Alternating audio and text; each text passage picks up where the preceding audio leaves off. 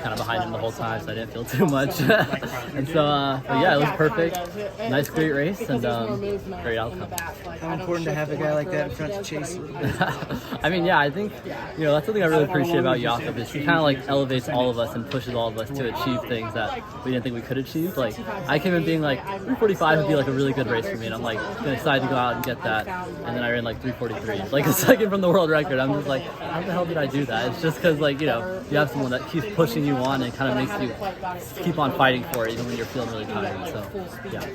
How exhausting is that final 100? Like, very. Because I don't think I've really been like that close to him in like a while, and so like I'm just like trying to give it like every single thing I have, the last race, and just want to leave it all out there, and I definitely did, but not quite enough to get there, but still super happy with how I raced. Is that going through your mind at all? Like, I'm close to him, I'm still with him, Like, you haven't been with him at that point earlier this year. Yeah, coming that last 200, I was like, I know I have a little more, because I always do, and I just gotta like keep pushing it, and I think obviously he would have a little more too, and I couldn't really close that gap, but still I feel like I'm always confident in my kick and my ability to just like keep pushing even when every cell in my body is screaming at me to stop.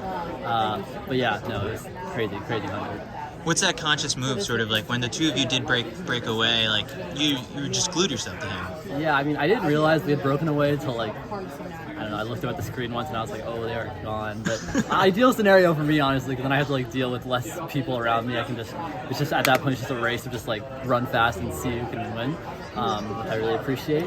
But it just felt like, really did feel like it was just like me and him and just like hammering to see who was going to be faster that day. And, we put on a great show, so. If you'd been told last September or October, hey, you're going to cap your year running a 3:43 mile, what would you have said? I would have said you're crazy, probably. I think I have this like constant, at least a little bit self-doubt at all times.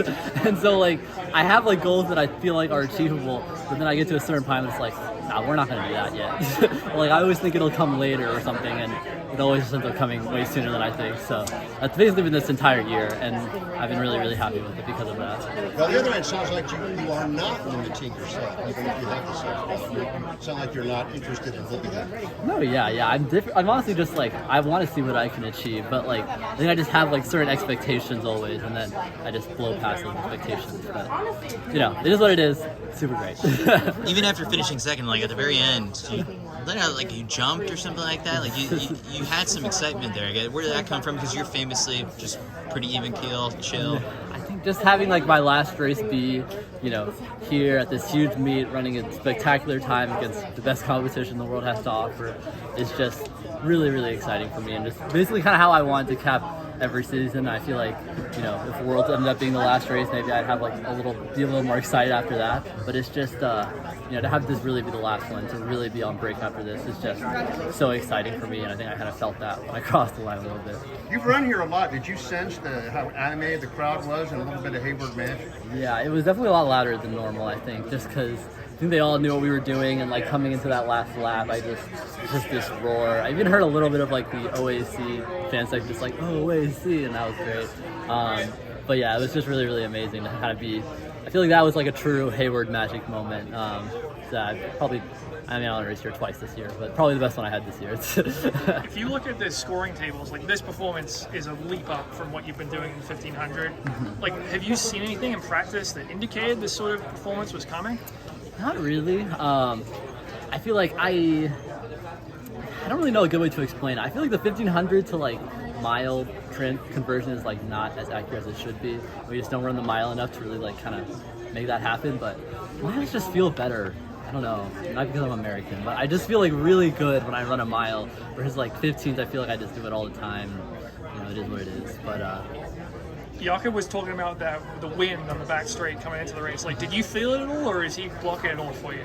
I really felt it a little, but he was more so blocking it for me, I'd say. I feel like I don't know, it's not like he was like a giant wall, like I didn't feel it at all, but like, I definitely probably felt it a little less than he did, if I had to guess. But I usually don't take wind too much into account when I'm racing, because I think I'm just very like focused on about the race and not like what else is happening. You gonna buy him a beer or some I mean, prize or probably reward? tomorrow since he's racing again. But Yeah. but yeah, I'll try to meet up with him later and give him a nice drink for having a great season just like me. So yeah. Are you willing to put, I guess, rematch with him? You could obviously do this again here next year. Indoors, Milrose, Wanamaker. I mean, he's pretty tied to leaving, but you want to see it happen? I mean, I'd love to see him come to Milrose. I feel like after this whole year and after last, like in February anyway, I feel like that world record there definitely feels a lot more attainable after you run like 3:43. Maybe that's just me, but like I feel pretty good about it, and I feel like it'd be really exciting to have him there, or just have like a lot more world-class level athletes there. But still, it'll be a great race at Milrose for sure. Were you nervous this morning? Nervous? No. I feel like, you finish Worlds and like that's kind of where you're going to be nervous, and everything else is kind of just like, ooh, let's have fun. So I think I was a little excited to like be done my season. I think that's the most important thing for me. I'm just like, it is over. It's 4 minutes and then I'm done, and then now I'm actually done. I can just relax. Were you doing math out there? Like, were you? I'm just like 1 minute left now. No, I mean, it's just like, I think it's just, Did you see the split after? I did see the splits. They were like, like every lap, like when we got to our third lap and it was like still kind of like 3:43 pace. I mean, it's still in my mind. I'm just like, but like there's no way. Like all of a sudden there'll be like 2 more seconds added on. I just know it. Like, and then you like kind of get done and you're just like, oh damn, crazy. So were you far more focused on his back and just like hang with him? Yeah, I mean, I feel like that's been a lot of my races, just focusing on the race versus the time, and just kind of like, even in a race like this where I'm going after a certain time, I feel like it's just, focus on winning and focus on the guy in front of you, and that's like all you can really do. But yeah. Yesterday you said you didn't think this would be a world record attempt from Yalka, but if you look at the splits he was trying to run, it kind of turned into that. Like, when you see what splits are assigned this morning, like, are you thinking, oh, this might actually be a world record race? Did that change at all? I mean, they were telling me right before that it was like, oh, they're gonna have another pacer. I was like, okay, and this pacer will go like faster for the third 400. And I was like, what? But then the pacer dropped off like 900 in, so I was like, okay, so I guess that's not happening anymore. But like, I mean, when they said that there were gonna be 2 pacers, I was like, okay, maybe, but I'm still gonna, put myself out there. I don't want to be in like no man's land. Might as well just go for it, and if I die, I die. But I didn't, so it's great. Thanks, Jared.